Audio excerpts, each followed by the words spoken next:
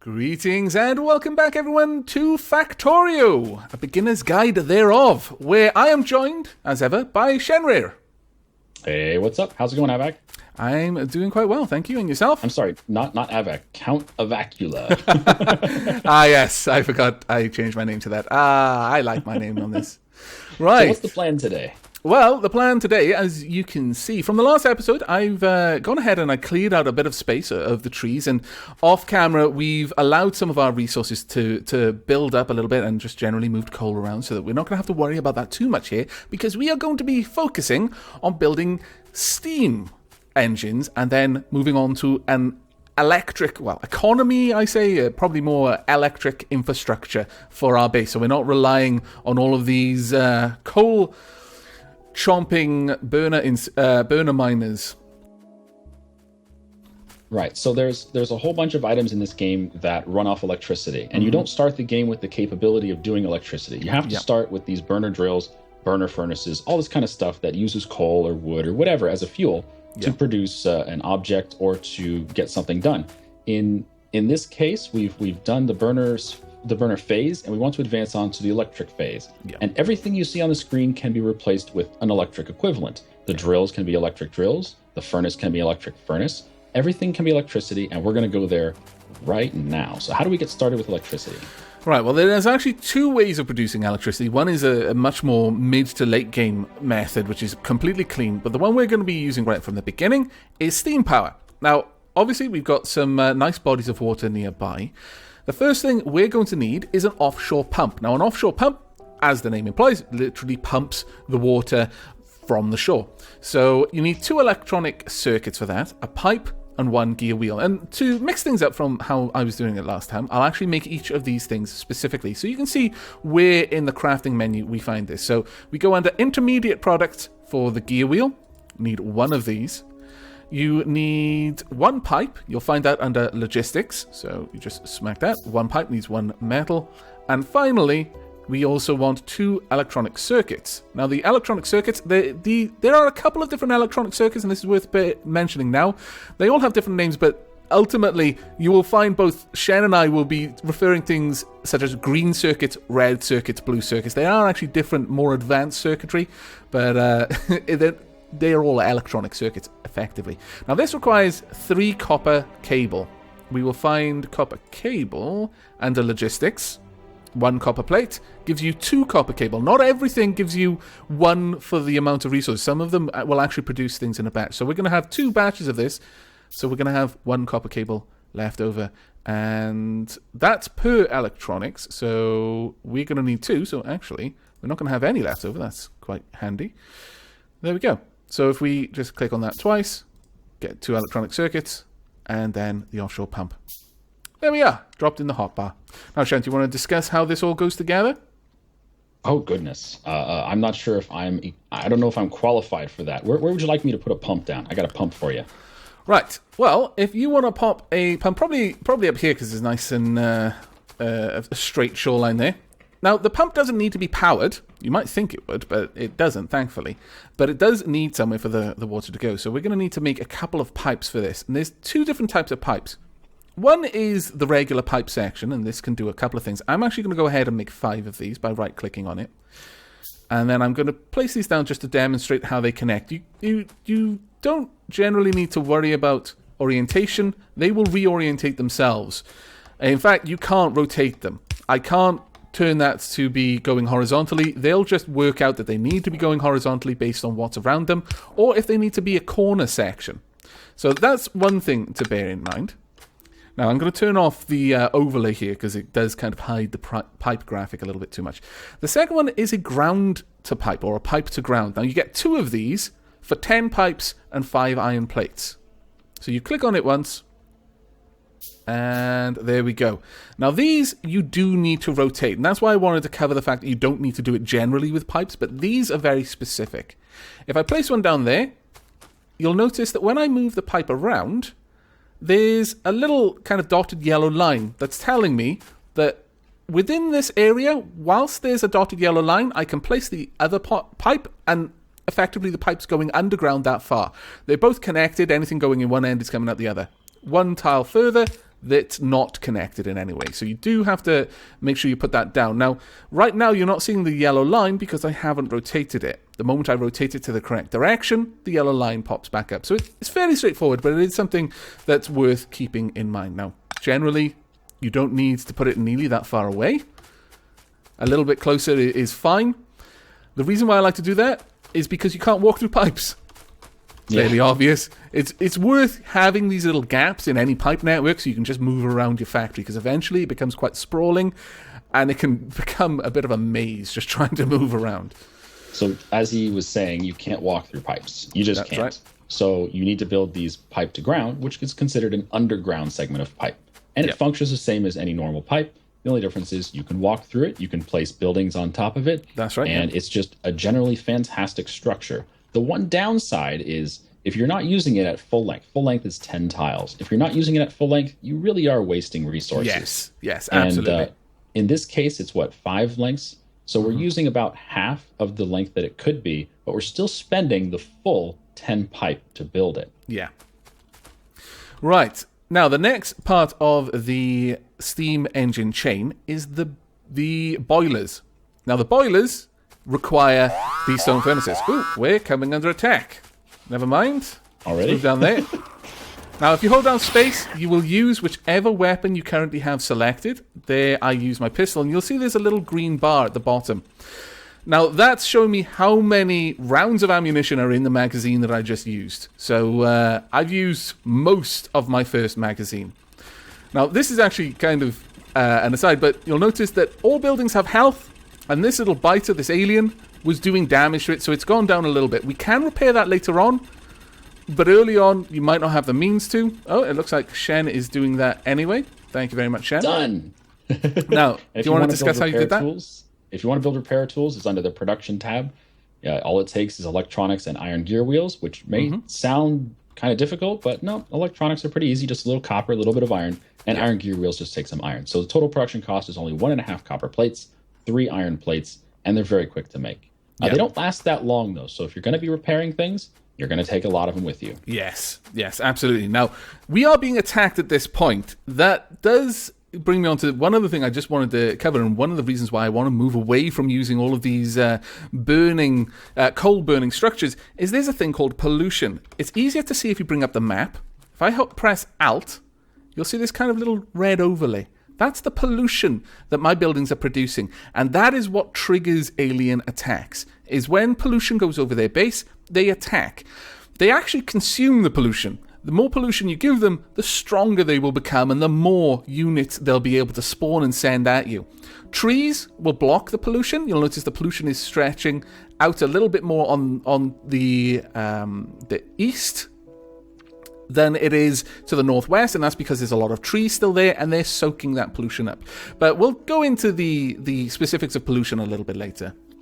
Now, back to what we were doing with the boilers. It requires a stone furnace and some pipe. I'm going to have to go and grab some stone. Shen, do you want to discuss how the boilers work? Sure. Boilers take fuel, just like a furnace or just like our mining drills here. Boilers take fuel and they heat up the liquid in the pipe. In this case, it's going to heat up the water. If you mouse over the pipe, it tells you right now the water here is temperature 15 degrees. And I believe this is Celsius degrees. Yeah. And then when you hook it up to a steam engine to produce electricity, the engine will produce electricity based off of the temperature of the water. Yep. So the engine will run at max efficiency, produce the most electricity if you have it at temperature 100 water. So we need enough boilers to get the water up to 100 temperature for however many steam engines we're going to have. That's right, yeah. Now, we're going to just build a small electricity setup here just to get things rolling, but later on, if you're not new to the game, if you're kind of planning for the future, you might want to leave a lot of room for a lot of boilers, because there's various ratios of how many boilers to how many engines, but we're not going to worry about that. As you can see, Shen has placed one down. I will place one as well. I usually go for 5, and I'll show you why in a few moments. But 5 boilers will run. 5 boilers will run a few steam engines. I think like 2 or 3. Fairly well. They'll keep the temperature of the water up at 100 degrees over quite a few steam engines. Now, the engines themselves they're actually quite expensive in terms of iron. 5 iron plates and 5 pipes and 5 iron gears. But we'll go ahead and I'll make 2 on me right now. I'm sure Shen is making a couple as well. I'll make 5 of them. The total cost for each engine, if you want to see the total cost of anything, it's at the very bottom of the tooltip mouse over. So mouse over the steam engine, it says it takes 5.5 seconds to build one. That's because it has to build the intermediary parts first, and the total cost is only 20 plates. You don't need to have anything else on you, just 20 plates, and you have yourself a steam engine. Yep. Now, the steam engine is a much larger structure. You can place it down there. And Shen, if you want to pop another one down as well. I'm just putting anything that I don't need immediately and I'm likely not going to build in my overall inventory. I don't need it on my hotbar by and large. Now, these by themselves, not doing anything yet. And that's because the boilers have no fuel in them. So we're going to set that up. I'm just going to go and grab some fuel from the burner drills down here. And while he's doing that, I'm just going to talk a little bit about the direction of flow. In this case, we have the pump pushing water, and you can see if you zoom in really close, scroll in with your scroll wheel. You can zoom in really close. You can see the water pushing from the pump into the pipe. You can't really see it in the underground, but that's fine. And then from the pipe, it's hitting a boiler. Where does it go from the boiler? It goes directly into the next boiler. The boilers act as a pass-through. Water comes in one side and it goes out the other side. So the water comes in from this pipe, through this boiler, through this boiler, through this boiler, through this boiler, through this boiler. And then by the time it leaves this boiler, it says temperature 25. Go ahead and keep filling it up with fuel, and we'll mouse over the temperature here and see how it goes. Still 25. There we go. Okay, now it's at 79, 100. Perfect. So temperature at the final boiler is now 100. Each boiler is raising the temperature a little bit, and by the end it's at 100 degrees. And then the water flows from the last boiler into the steam engine. And the steam engine does not stop the water flow. The flow goes right through the steam engines. And this can allow you all sorts of different power arrangements for placing steam engines all over the place. For instance, we could put an underground pipe here at the end of the steam engine, make a little walk-through area, and then put down another steam engine. You don't have to do stuff like this, but the game allows this kind of design in case you want it. Likewise, you can actually add more boilers, and you might want to do that at some point, perhaps just to top up the temperature if you've got a very long boiler chain. But right now, you'll notice that at the very end pipe, the temperatures in the boilers are rising slightly, and it's saying, if you mouse over it, it's got the water temperature, how much water is there, performance, and available performance. The engine, because the temperature in the water here is 99, it can pretty much output almost its full amount of power, but it's not being requested, so it's not doing anything at all. And the little flashing icon on it is just showing that it's not connected to any electricity network. There are no power poles there, and that's the next part that we want to work on. Okay, so power poles are in the logistics tab. They take a little bit of wood and a little bit of copper. They're very quick to make. You're going to be using them all over the place. So I'm going to right-click a couple times, and I'll make 15 of them for now. It's a good low estimate. As you notice, as I said previously, the way that the crafting system works up is it's added to the back of the queue. So although I'm making all of the same thing here, the components, which are all being made out of something else, so the wooden planks are being made out of wood, the copper cable is being made out of copper plate, they're getting added to the back rather than just seeing 30 or however many at the beginning, or 35 in my case, or 40 rather. At the very beginning, it was 5, and then the components for the next 5, and then the components for the next 5, and so on. Okay, so in this case, we have 5 boilers hooked up to 4 steam engines. We're not going to get the best output from here. No. The first 2 steam engines, if you mouse over it, the information on the right says temperature 99. That's ideal. The next one says temperature 96. That's probably fine. But the third one says temperature 53. That means available for performance, the little green bar there, is very low. The steam engine is going to be using fuel to produce energy, but it's only going to get about, 40%, it looks like, according to that bar, of the electricity that it could be producing. And the last one is even worse. Yeah. So why don't we remove pulling these back? Yeah. It's based on how far the water is traveling through the pipe network without being topped up with heat again, which is why I mentioned that you can kind of put inline boilers just to top that heat up if you want to. I know a lot of people, though, think that it's best to just have a lot of boilers at the beginning and then a long line of engines at the back. I actually think it looks better to have the boilers in the middle of them, between. But I very much operate by the rule of cool rather than the rule of efficiency. Well, yeah, aesthetics is everything. A lot of people will play this game and they'll see it as almost a city building game. They want it to look appealing because you can put down flooring, you can put down walls, you can put down, decorative, anything you would like. Indeed. And right now, I'm going to put down the first of the power poles. Now, you'll notice there's a little outline around the foot of the power pole, and that's how far out it can attach something to the power network it's providing. So in this case, you need at least one tile, and it only needs to be one tile, over a building, and the building will generally highlight to show that it's hooked up. So in this case, because there's one tiny corner of this power pole over the first one, it's showing that it's going to be connected. But for the sake of aesthetics, we'll put them close together. You can have them about 2 tiles apart, and you'll notice the power line is connecting across them, and I actually think that looks quite nice, but we'll pop those there. Now, I am wasting, again, efficiency by doing it like this, but I think it looks better. Now, this is the reason why I had 5 of these, is because the radius, or rather the diameter of the power network area from a basic small electric pole is 5 tiles. So I'm going to be able to power 5 things on the other sides of these boilers, and those things that I want to power are electric inserters. Now, there's 2 types at the beginning. There are more later on. There's the burner inserters, which require coal. They require fuel to work. And then the electric inserters, which draw on the network's power. I'm going to go ahead and make 5 of those. They require a gear, an electric circuit, and 1 iron plate. Okay, now, one thing we haven't discussed yet is moving things from one place to the next. Yes. So far, we've been doing that by hand, which is fine. At the beginning of the game, you're going to be doing a lot of things by hand. You're going to be building things in your pocket. You're going to be, fueling these things by clicking on them and putting coal into there. You're going to be picking up the stone by hand. You're going to be doing all this stuff by hand at the beginning of the game.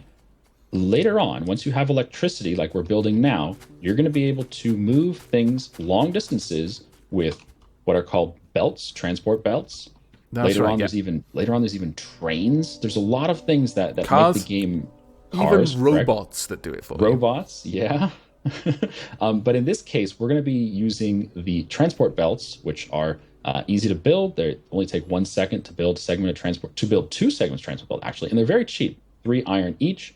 And then after we've used the belts, we're going to be using, like Avak mentioned, inserters to put items from the belt either into something or to remove them from something. That's right, yeah. Now, on my screen, I just held down Shift and left-clicked on the transport belt because we're going to need an awful lot of these. So I've just said, use all of my available resources to make as many transport belts as possible. So I'm now making 38 batches of 2. So in total, I'll end up with 74. And while you're doing that, I'm making some more inserters because I know we're going to need a lot of them. Yes. Right, there we go. I've just topped up a little tiny bit of extra iron. Now, the way the inserters work is on the inserter, you'll see that it's got a little arrow showing its output side, and it's also got a little, like a yellow bar. Now, the bar shows where it's going to take something from. In this case, this particular type of inserter, and there are lots of different types that we'll get to in a later episode when we cover research. It will take something from behind it, and it'll put it into something in front of it. Now, that something could be anything within inventory. It could even be just a tile. It would literally just drop it on the tile. But again, remember that when you're dealing with just the world, just on the floor, there's a limit of only one object. Not one stack, one object. So even though coal can stack to 50 in an inventory on the floor, it'll just be one solitary, sad little lump of coal. Okay, so we're going to put in all these inserters here. Yep. And you can see the arm is positioned to grab something from the left and move it to the right. But if you click on if you press R on your keyboard while you mouse over an object, you can rotate it, and this will instead grab an object from somewhere else and move it the different direction. Now, in this case, it's picking up coal and moving it onto the ground. Now, if you want to pick up stuff from the ground, you hold down the letter F on your keyboard, and it will pick up anything that you walk over. So I'm just going to pick up that coal there. And what are we going to use for these arms, these inserter arms, to grab, to put into the burners? What do we have in the burners now? Coal. So why don't we put some coal there? Do you have your belt ready to go? Yes, I do. So we'll run the belt down. Now the belt, as you can hear, is moving. And one other thing I wanted to touch on is the moment I put down the inserters, the steam engine started working because the inserters draw power. They have a small energy drain. And as a result, because now there's power demanded, the engine started to ramp up and they're now producing power. They're nowhere near the maximum amount of performance, so they're working very slowly. But that will actually, the engines will speed up the harder that they're working. The furnaces will also, for a brief moment, you possibly saw it light up a little bit, and that's because once the engines started using the steam, the boiling water inside them, it was burning it off. So fresh water was being pumped in. That water was cold because it just came from the lake. So the boiler was just warming that up. Okay, so in this case, we have a belt, and you can see the direction of the belt, and it's very obvious the direction it's moving. When you're placing belts down, again, R is your fancy tool to organize your belt system. You can put down belts in any direction that you would like, and you can have angles as sharp as this. And yes, this does work. This is a functional belt that feeds itself for whatever reason. And again, if you want to change the direction, just press R again while you mouse over it to change the direction of the belt. And you can pick up stuff by right-clicking on it. So I'm going to remove that stuff because I don't need that belt right there. And I believe Avak is going to belt up from the coal. Actually, why don't you run the belt down from the system, and I'll put the belt here by the coal. Sure, that would be fine. Okay, so down by the coal, we're going to go up, and then I need to... Oh, we're off by 2 tiles. All right, we'll do a little corner here. Bingo. There we go. Excellent. And then we need inserters down here as well. I will run the power down from the network. Okay, sounds good. And once you get the hang of this, you're just putting down power lines, putting down your inserters, putting down your belts. It's, pretty easy peasy. It's just repetition at that point. You learn quick in this game. And there you go. So the burner drills are still facing each other.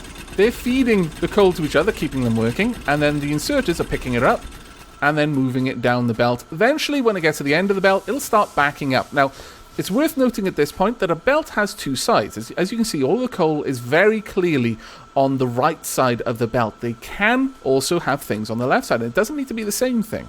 You can have any number of things on a belt. It'll literally show you what's on there. But it's now hold on there, Avak. Look. This is clearly an American belt because they're on the right side. Okay, they're all on the right side. Okay. It's the correct side. It's not driving on the left. Right, okay. There are incorrect ways to do belts, and sometimes you'll see items on the left side of a belt. Don't do that. No, I'm just joking. He's not. Okay, he means it. Like he says, it just piles up here at the end. Yeah. And that's because we're not using it very quickly. It does not take much electricity to run our network. And this is a very important thing that Avak touched on, and that is that your engines will only run as fast as they need to produce enough electricity that you're using in your entire factory. If you're not using it all, then your engines won't run as hard, and you won't use as much fuel. Yeah. Now, as this is building up, the reason why I mentioned the left and the right side of the belt is simply that right now we're only using half of the carrying capacity of these belts, and later on you might want to try and engineer your belt system to make sure things are being put on the other side. Inserters will always take from any tile on in front of them, and they will always put onto the furthest side of the belt away from them. So in this case, these inserters will always put onto the right side of the belt. Even if that's full, they'll just wait until there's room. They won't start putting things on the left side of the belt no matter what. Okay, and as you notice, we have these burner mining drills with their output pointed at each other, and previously they were able to feed each other fuel endlessly and just constantly drill. But now that we have inserters have a higher priority as far as pulling things out of an object. So instead of using each burner drill's output into each other, it was putting the output into the inserter first. The inserter has a higher priority. So it got the object first, which means they stopped feeding coal to each other, so they shut down. But you know what? I don't think I want to keep using burner inserters, Avak. We need to advance from this. This is, I don't know. This is like caveman. We gotta move on. Uncivilized. Yes. It's not progressive. Uncivilized. There we go. So again, he's right-clicking to pick everything up. And now, it does take a couple seconds to pick it up, so don't be surprised if it just sits there for a bit. Also, if you pick up something with an inventory that has something in it, in this case the burner inserters had coal in them, you pick up the coal as well. So you don't have to worry about that. You don't need to empty a crate before you pick the crate up. You can just try to pick up the crate, as long as you've got room in your inventory. If you don't, bad things can happen. Things will spill on the floor, and it'll take ages to pick them up. Yes, now, that's a good point. If you don't have room in your inventory and you're trying to pick up a box, and the box is full of stuff, it will explode all over the floor. Yeah. Just everywhere. It's very pretty, but it's messy. especially if it's in the middle of your factory and some of the space that it explodes onto are your transport belts, and all of a sudden you've got random bits of coal ending up in the wrong place. It's not good. Now, what we're going to advance to, and the last thing we're going to do in this episode, is we're going to move to electric mining drills. They require 3 electric circuits, 5 iron gears, 10 iron plates, in total 23 iron and 4.5 copper plates. But, as the name suggests, these run entirely off electricity. They're also significantly better than the burner drill in terms of how much they can mine and how fast they do it. You'll notice that much like the power poles, they have like an overlay footprint to show where they can draw from, whereas the burner drills literally could only mine the tiles directly underneath them. The electric miners, not only are they larger, so they've got more tiles underneath them, but they can also mine from one tile in every direction.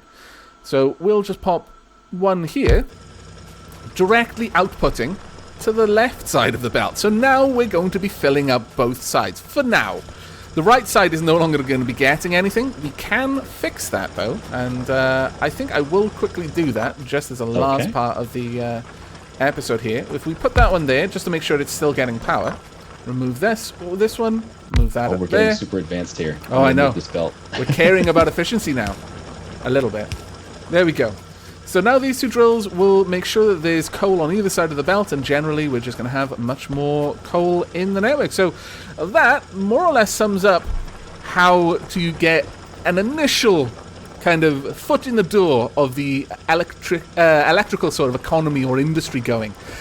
Off camera, we're going to go ahead and upgrade all of our other miners to electric miners. We're going to be doing exactly what we've just done here. So when you return, we will have everything running on electricity, and then we'll look for the next stage in the Factorio process, which I think will probably be research. I believe so. I believe next episode will be setting up a smelting line and setting up your first research.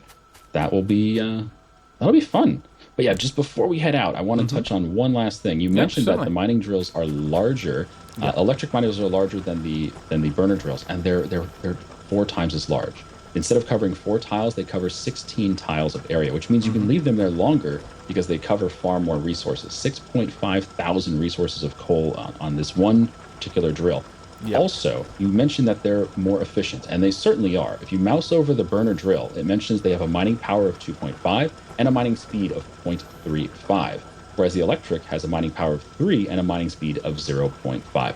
That tells you how fast they will pull resources and put them onto the belt. So these will actually put more resources on the belt more quickly than the burner drills. That's right.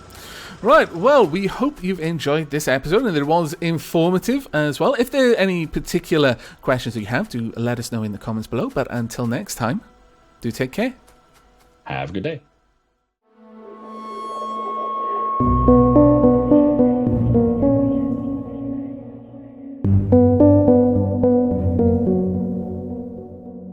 Thank you.